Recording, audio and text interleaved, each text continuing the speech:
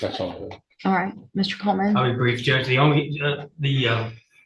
The defendant is here through his own actions, and if that has a negative impact on his licensing, then it's because of his own fault. The state's recommendation is based on the defendant's criminal history and the nature of the offense, the nature of leaving this infant child in a car that reeked of marijuana. And that's really all I have. If I can just respond briefly, it seems like that obviously he's got to support the family, and that's in the child's interest that he maintain employment, that he's able to support the family. So, Do you have regular drug testing with your job? Yes, ma'am.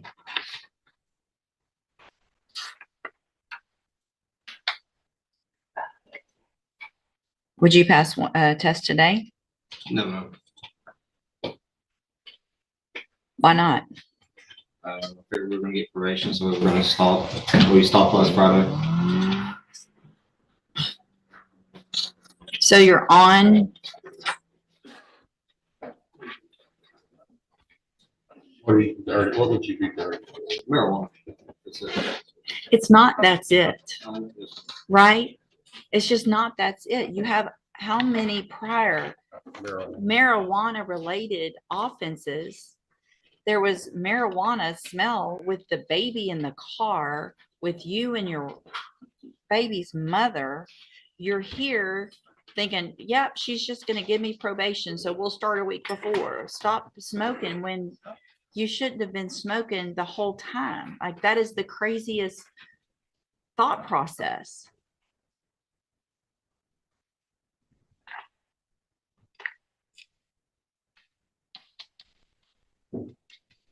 So all this talk about your job and how important it is, what if they drug test you?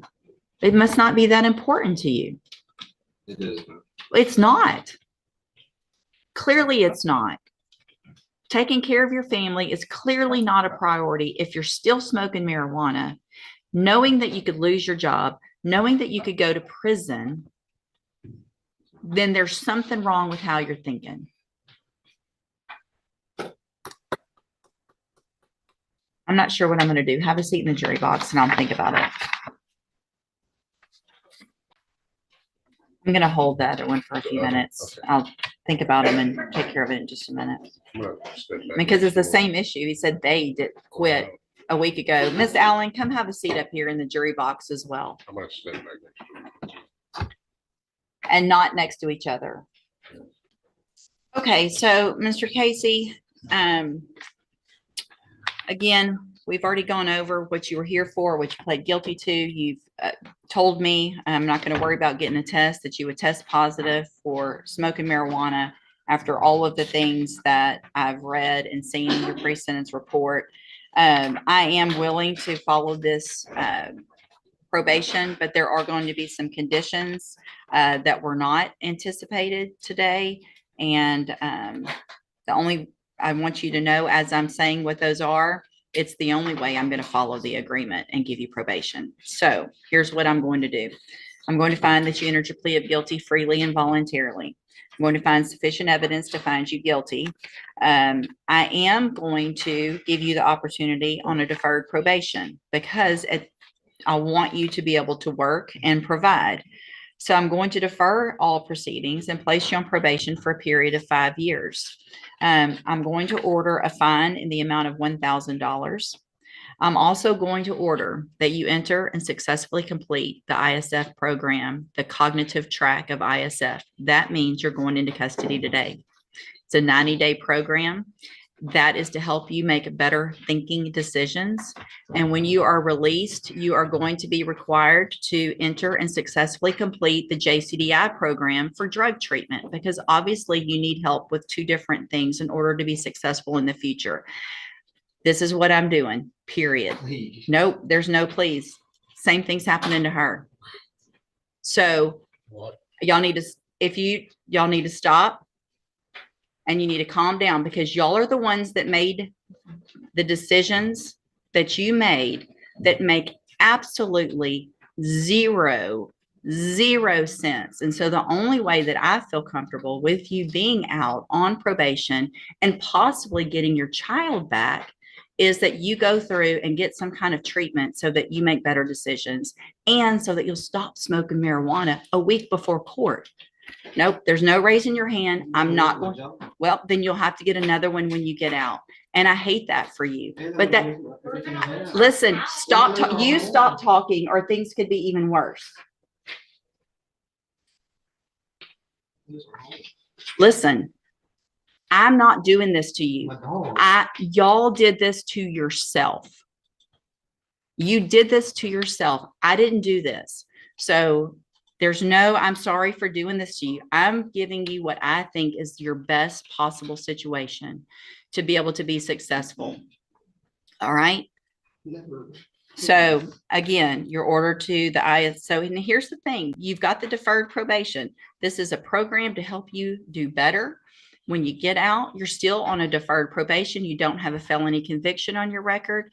You're going to be able to be successful. And if you are, the case gets dismissed at the end and you don't have the felony conviction.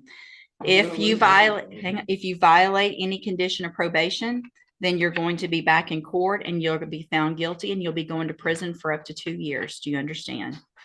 I'm handing you the trial court certification that shows this was an agreement that I followed. And so you've waived your right to appeal. You can go back with the bailiff. So you're Chelsea Allen. And Miss Allen, you were previously in court, entered a plea of guilty to the state jail felony offense of abandoning or endangering a child. I've received a copy of the pre-sentence report. Has everyone had an opportunity to review that report? Yes, Judge. I have, Are there any additions or corrections? No mistake. So you went through an outpatient substance abuse treatment just last year, right? And you did that through Spindletop and you're still smoking marijuana a week before court. Are you smoking marijuana? Did you smoke marijuana a week ago? Yes, Yes. So based on that, and based on the fact that you've had outpatient treatment and you're smoking marijuana a week before court, obviously that gives me concern, and I'm going to, any other? I think the court will address this with the way you're fashioning this probation, but she did minimize and highlighted. Certain I did too. She kind of minimized her responsibility for this officer. But she does have obviously some mental health issues that she's following through with the Spindletop. And at least she's honest here. Well, and here's the thing. I mean, you can get some points for being honest, but you also have to make better decisions. And when you've already gone through treatment and you're waiting for a felony court and you're still making those bad decisions, then the only way for me to have any sense of responsibility, I think, to what I have to do and to the community and for your child and for you to be successful is to get you more intensive help than what you've already had. So I'm sorry. I'm gonna be homeless. Listen, I appreciate what y'all are saying, but I didn't get, I did not get you here.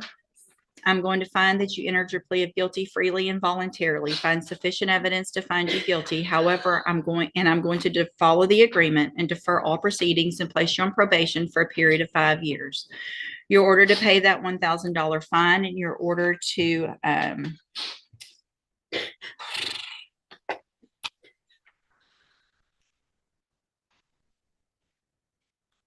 Yes, Your Honor, my thinking was that perhaps the court's concerns could be addressed in MHMO. I'm considering something a little bit different for Miss Allen. I know that probably doesn't help a lot financially, but just based on the situation before with Spindletop, just take a breath. We do have them here. I know. Take a breath.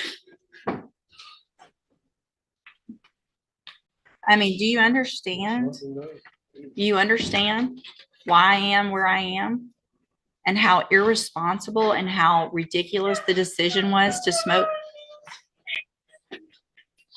What? Well, I mean, you would. I will. Well, it's not a matter of y'all leaving each other. It's a matter of you making this, and it may be if that's what makes you make better decisions, right? So if you have, hang on, listen to me, all right? If you're feeling pressure to make decisions and to and these decisions that make no sense, then you have to do at this point what's right for you, because you, regardless of what happens to him, are looking at going to prison for making those decisions, whether you feel pressure for them, whether you make them on your own.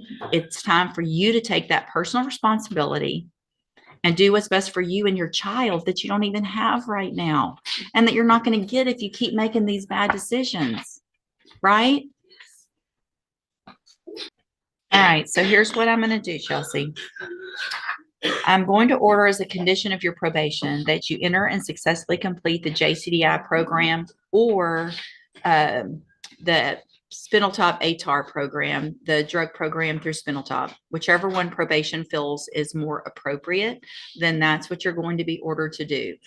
Those are outpatient programs.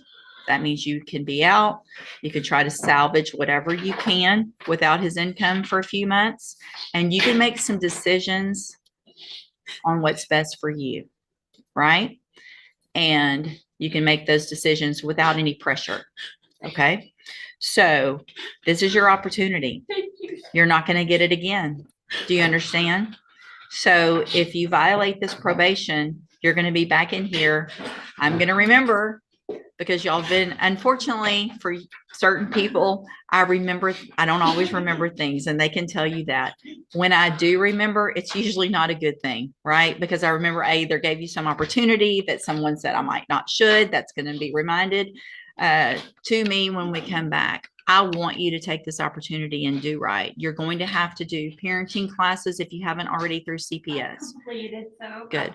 Completed parenting classes. Good. and Mental health classes. Good.